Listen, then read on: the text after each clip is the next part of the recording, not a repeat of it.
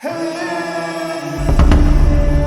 ऐसा एक्टर जिसे फिल्मों में बड़ा रोल पाने के लिए पूरे 12 साल लग गए। इनके पास ना तो कोई गॉडफादर और ना ही कोई बैक सपोर्ट था।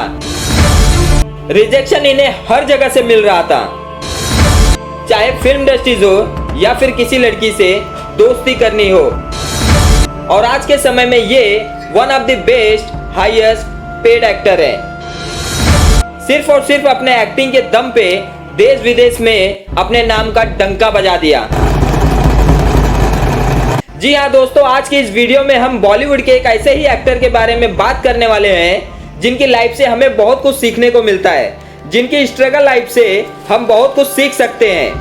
कहते हैं कि जो लोग अपना सफर काफी नीचे से शुरू करते हैं वे काफी ऊपर तक जाते हैं। तभी तो 1999 में सूल फिल्म में वेटर और सिनेमा के कलाकारों को उनके योगदान और उनकी सिने साधना को सम्मानित करने के लिए दादा और इस एक्टर का नाम है नवाजुद्दीन सिद्दीकी।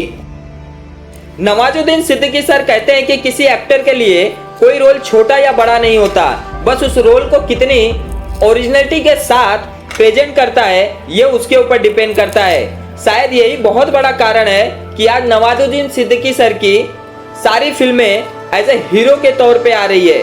गैंग्स ऑफ वासेपुर में फर्स्ट टाइम हीरो का किरदार निभाया। बाप का, दादा का, भाई का, सबका बदला लेकर तेरा फैजल।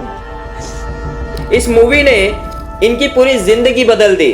इनके लाइफ के बारे में अगर हम बात करें तो नवाजुद्दीन सिद्दीकी सर का जन्म 19 मई 1974 को यूपी के मुजफ्फरनगर डिस्ट्रिक्ट के एक छोटे से गांव बुढ़ाना में हुआ था। नवाजुद्दीन 8 भाई बहन में से सबसे बड़े हैं। गांव छोटा होने के कारण उनकी पढ़ाई 12वीं तक का ही हो पाई। आगे की पढ़ाई पूरा करने के लिए गांव से बाहर निकलने के अलावा और कोई दूसरा ऑप्शन नहीं था, क्योंकि गांव में खेती के अलावा और कोई काम नहीं होता था। नवाजुद्दीन कहते हैं कि उनके गांव में बस लोग 3 ही चीज को जानते हैं, गेहूं, गन्ना और गन। नवाजुद्दीन सिद्दीकी सर कहते हैं, मैंने लाइफ में रिजेक्शन और परेशानियों का एक लंबा दौर देखा है, लेकिन मैंने कभी अपना धीरज नहीं खोया, सिर्फ और सिर्फ अपना काम करने में लगा रहा। मैंने सिर्फ ओरिजिनलिटी पर ध्यान दिया, फिर चाहे वो मेरी फिल्में हो या फिर असल जिंदगी। मैं सिर्फ एक अच्छे कलाकार के तौर पर पहचाना जाता हूँ। इनके अगर करियर के बारे में बात की जाए तो नवाजुद्दीन सिद्दीकी सर ने अपने ग्रेजुएट की पढ़ाई बीएससी केमिस्ट्री से गुरुकुल कांगरी विश्वविद्यालय हरिद्वार से किया। उसके बाद इन्होंने 1993 में national school of drama new Delhi में एक्टिंग क्लास ज्वाइन की और वहीं से एक्टिंग सीखी।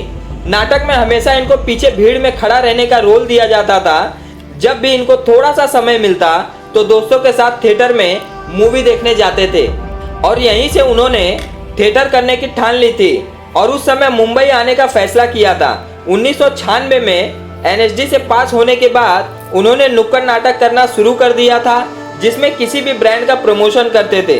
उन्होंने 3 से 4 साल तक यही नुक्कड़ नाटक करके थोड़ा पैसा कमाना शुरू कर दिया था, लेकिन इतनी कमाई नहीं होती कि अपनी ज़रूरतों को पूरा कर सके।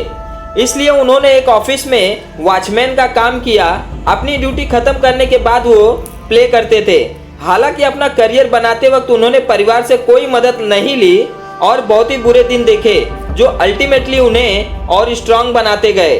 नवाजुद्दीन सिद्दीकी सर कहते हैं, रिजेक्शन के दिनों में मुझे अपनी मम्मी की एक बात याद आती थी। मम्मी हमेशा कहती थी कि 12 साल में तो कचड़े के भी दिन बदल जाते हैं, बेटा तू तो इंसान है। इनके अगर संघर्ष के बारे में बात की जाए तो एक्टिंग का एक्सपीरियंस लेने के लिए उन्होंने साक्षी थिएटर ग्रुप के साथ भी काम किया, जहां उन्हें मनोज वाजपेयी और सौरभ शुक्ला जैसे कलाकारों के साथ काम करने का मौका मिला और यहीं से असली संघर्ष की कहानी शुरू हुई। अब उन्होंने सोचा कि ऐसी गरीबी में जीने के बजाय मुंबई में चलना ज़्यादा बेहतर होगा। उसके बाद ये मुंबई चले आए और मुंबई में बहुत स्ट्रगल किया। यहाँ से शुरू होता है रिजेक्शन का दौर। मुंबई में उन्होंने एनएसडी के सीनियर से मदद मांगी। वो नवाज को अपने साथ रखने के लिए राजी तो हो गए, पर उन्होंने कहा कि उनके साथ रहने के लिए नवाज को उनके लिए खाना बनाना पड़ेगा। नवाज वो भी करने के लिए राजी हो गए। आखिर उन्हें अपना सपना जो पूरा करना था, शुरुआत में उन्होंने टीवी सीरियल्स में काम करने की कोशिश की। बहुत कोशिशों के बाद उन्हें सीरियल्स में एक दो बार थोड़े समय के लिए छोटे रोल्स करने को तो मिला, जहां उन्हें ज़्यादातर नोटिस नहीं किया जाता था। उसके बाद उनको ये रियलाइज हुआ कि वहां उनकी सही जगह नहीं है।